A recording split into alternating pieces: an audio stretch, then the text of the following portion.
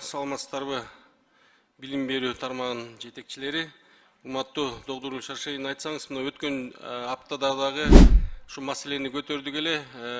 Жаңы окуу жылына кирип аткан балдарды эмдөө вакцинация өтпөсө кабыл албайбыз деген сиздин орун басарыңыз жар салды да. Ушу боюнча өзүңүздүн оозуңуздан уккум келип атат. Ушуга маалымат бериңизчи. Biz ар бир баланы кабыл алабыз. Билим берүү мыйзамы боюнча биз балдардын билим алуусуна чектөө койбойбуз. Бирок экинчи иретте таза балдардын коопсуздугу да жаралат. Бирок ага карабастан биз кабыл алабыз. Сиз эми маселе жок, бул маселе бардыгын кабыл ала бересиздер, туурабы? Кабыл алганбыз, ала беребиз. Антпесеңиз канча деген ата энелер кайрылуу жасап атат. Азыркы күндө ушу бала бакча да калбай баштаптыр да. Ошон үчүн сиздин оозуңуздан уккум келди да. Мындан ары чектөө болбойт. Бул боюнча Саламаттык сактоо министрлиги милдеттүү болуп эсептелинет.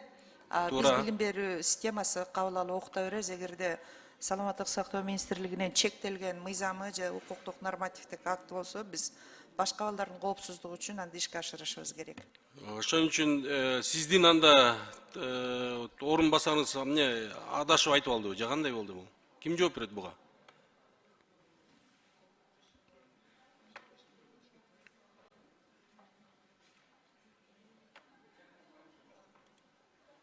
Ким жооп берет? Бул боюнча биз өзүбүзчө мындай кызматтык иликтөө жүргүзүп, кайра ошол эле моментте пресс-релиз бергенбиз. Бергениңиздер, орун басарыңыз берген жок, силер жалпы эле берип койдуңуздар да. Ошон үчүн дагы берип коюңузду мен талап кылам да. Жарайт. Экинчи маселе болсо, мынакей кенже тейлөөчү персоналдын айлыгын көтөрүү боюнча, мына бул дагы өзүңүздөр кыдырып жүрөсүздөр ар бир региондордо. Ушул маселе абдан көтөрүлүп атат. Айлыктары 6-7 миң сом, бирок канча деген 3-4 сыйрап полду жууп атат. Мынакей Минфиндин замы да отурасыздар. 5 миллиард сомдун тегереги керек деп мындай өткөндө официалдуу бир маалымат бердиңиздер да. Ушул туурабы, туура эмеспи? 5 миллиард деп. Жоқ, бұл білім берүү министрлигин эмес, бұл бардык кенже миллиард болуп атат. Ошондо 1 жылдык багы керек болуучу суммасы биздин эсептөөлөр боюнча 3 миллиард болуп атат. Биз азыр президенттин тескемесин жазадык. Сиздер билесиздер, зарплата багы штатный численностьке мораторий коюлган, бирок өзүнүн өзгөчө чечими менен президент эмет берет. Биз азыр ошону макулдашууга кетирип атабыз. Чечилеби оң жагына? 1 майдан баштап деп уже нормативный акт даярдалды, азыр министерстволорго макулдашууга кетип атат. Рахмат. Үчүнчү маселе болсо, сиз мынакей маалымат берип атасыз. Кыргызстан боюнча 223 мектеп керек деп атасыз.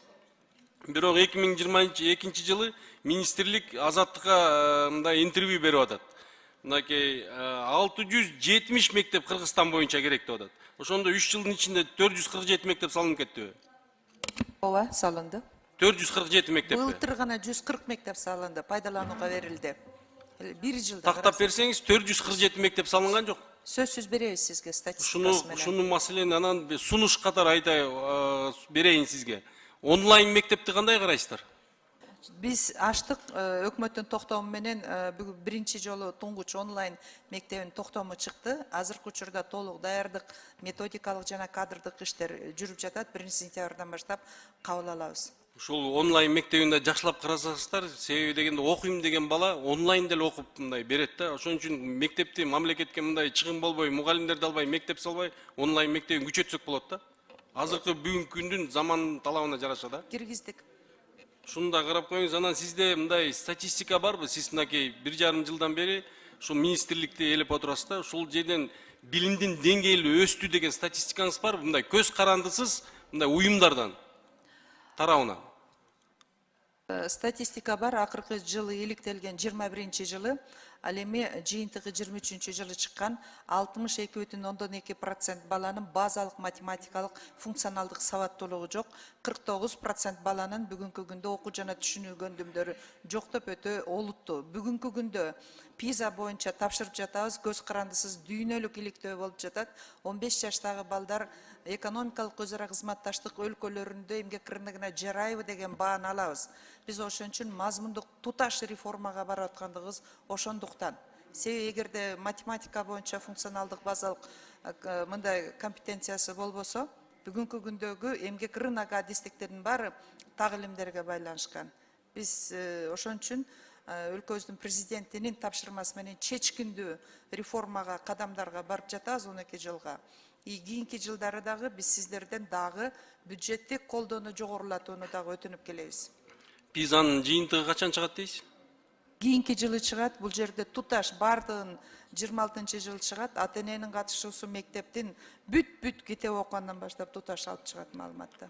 Чоң диагноз коюлат. 1,5 жылдын ичинде мындай сиз айтып атпайсызбы? Сиз 23-түн маалыматын берип атасыз. Ушу 1,5 жылдын ичиндеги маалымат бересизби? Сиз иштеген ушул убакытта канча өстү деңгээли, окуу билиминин деңгээли? Бул боюнча маалыматты фрагменттарды беребиз. Азыркы учурда биз дүйнөлүк иликтөөгө даярданып, башка иликтөөлөрдүн баарын токтотконбуз алаксытпаш үчүн. Маалымат жок экен да кыскасы.